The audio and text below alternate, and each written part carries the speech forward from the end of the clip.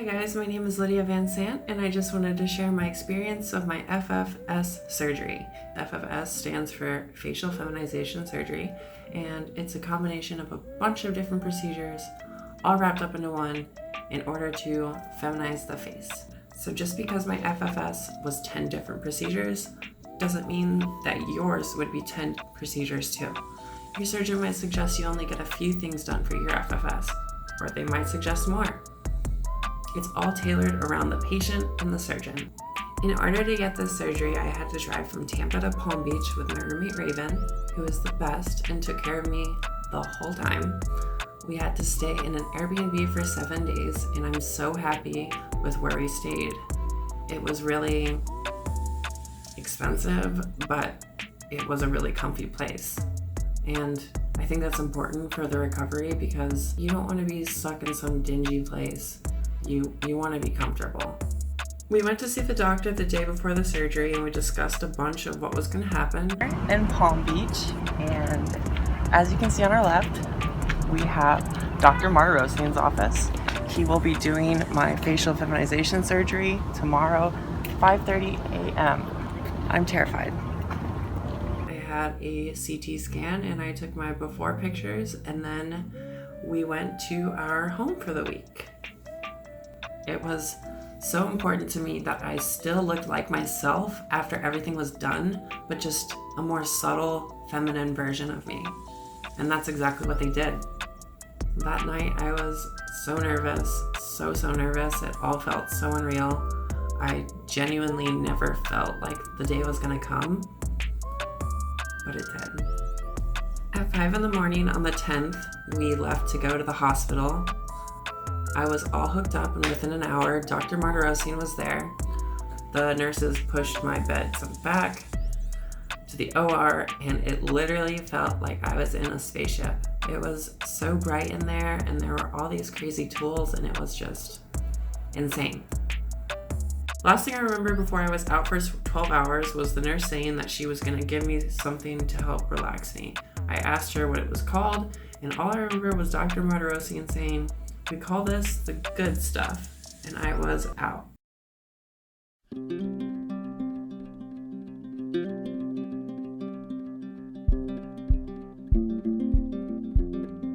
So what all did I exactly have done? Obviously, I'm no doctor, but I will try to briefly explain / touch on each thing and try my best to explain it from top to bottom.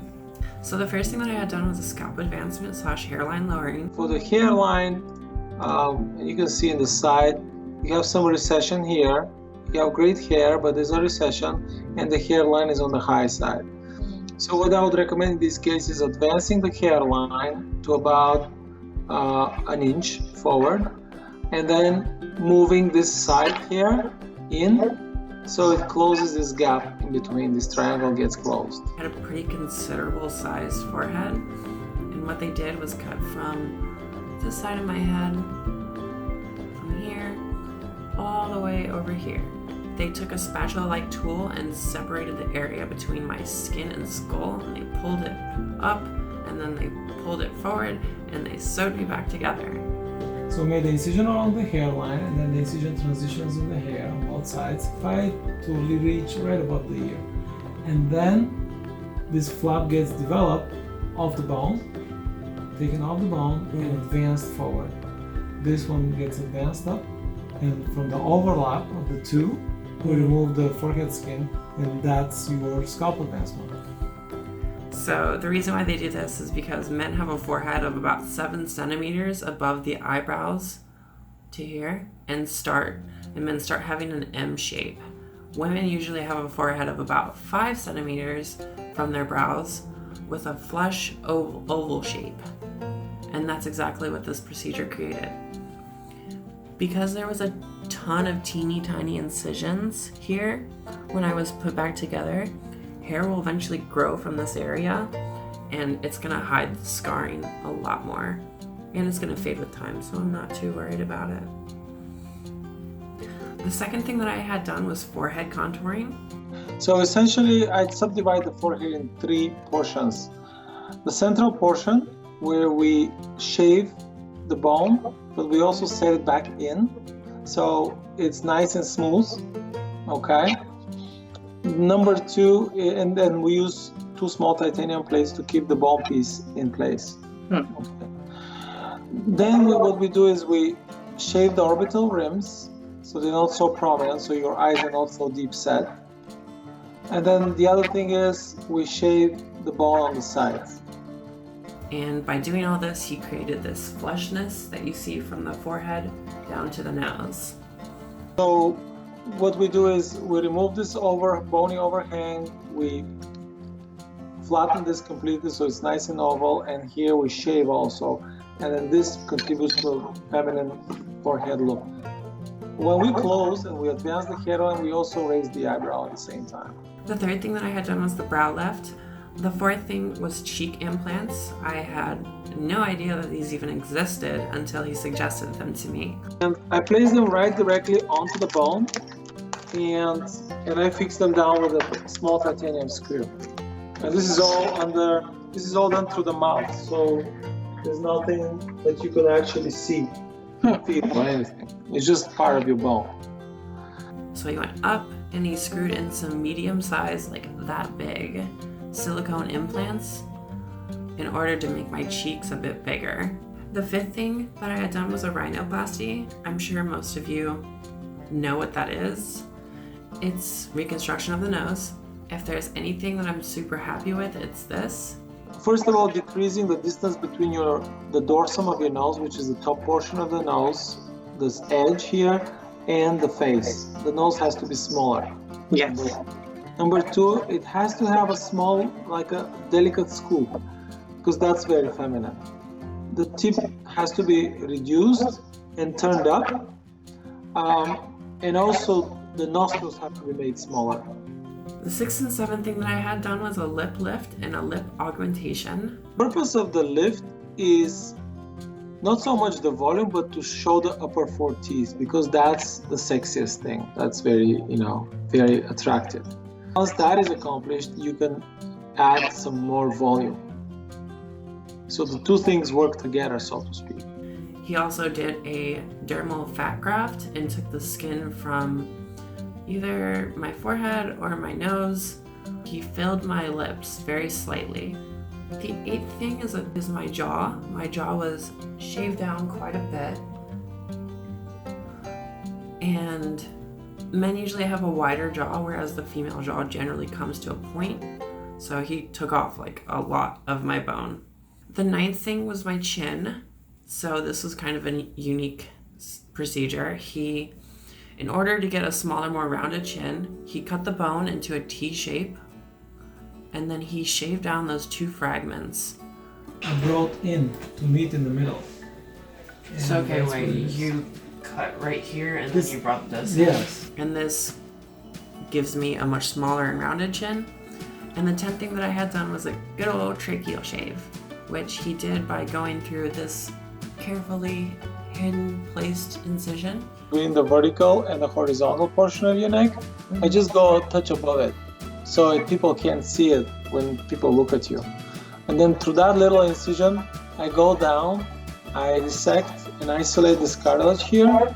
And then what I do is, it's very important actually to do, and very few people do it, if anybody.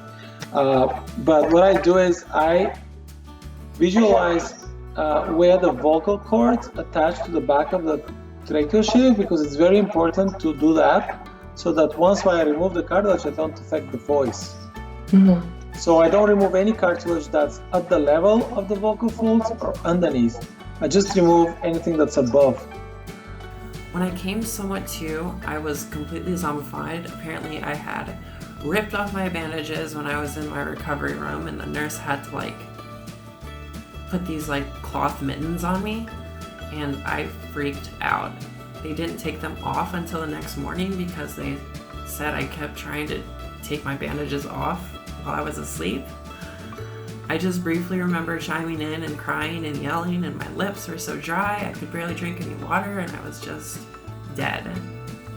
I am so sorry to the nurses there, Jupiter Hospital. If you're watching this, I'm really sorry for being a mess. This was me the day after the surgery. My soul was honestly present for maybe like an hour that day. My roommate was telling me that my eyes would be open, but the lights just weren't on. There also was apparently blood everywhere, all over the bed, and my bandages and my gown. I was just a huge mess. On the evening of the 11th, I was wheeled out and we headed back to Airbnb. The first couple days, I couldn't really do much. You don't mean it. Oh, of course I mean it. Of course I mean it. I found you in a dumpster behind a doctor's office. Stop. Yeah, no, it was interesting. How are you taking care of me right now? I don't know, it's just tough love. It's just tough love, sweetheart. I'm dying. Oh, you're dying. Well, think about me. I gotta take care of your ass. You got What this. is going on? Lydia, I'm sorry. But you died during the operation. This is the afterlife. It's gonna be like this forever. Forever? Forever, yeah. Yeah. No. Yeah, I'm sorry you died. Am I beautiful now? I hope my lips don't get too much smaller. I like them big like this. I think it's a good look. How much do you think they're gonna shrink still? Probably not too much. They're kind of evening out. Really? Yeah. So you think they're gonna stay around here? I think they'll stay roughly like that, yeah. Oh my god, please. You 110% need somebody helping you and taking care of you if you consider this surgery. The diet that I stayed with was Soylent and some other soft foods. Everything is so hard to eat. I had to be fed by my roommate because I just had no strength. I honestly don't remember much from those first few days, but by the 4th or 5th day, I could finally start to see how my face would be settling, even though I was still really swollen. I was finally able to start walking and doing things, and overall, the pain was bearable after the first couple days. Don't get me wrong, it still hurt a lot, but by the 7th day, when I got my first set of stitches and staples removed from my nose and my forehead, I was fine. After I got my stitches removed and everything, we headed back to Tampa.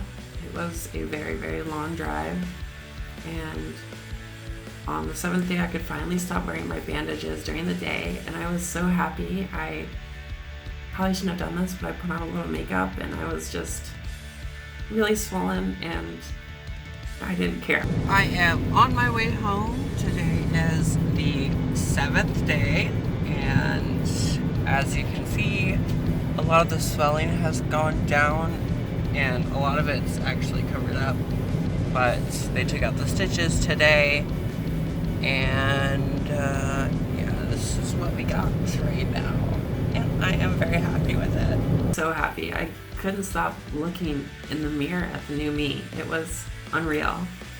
By the 2nd week, I was pretty much all healed with just a little sensitivity on my nose, chin, and my jaw. And I had a little bit of bruising underneath right here. I had the rest of my stitches and staples and whatnot removed and took my after pictures on that day. Bring out your photogenic new face. I know, I'm so happy. I really am. Thank you so much. You did an amazing job. Thank you. My pleasure. Awesome. Lydia. Hey, Lydia.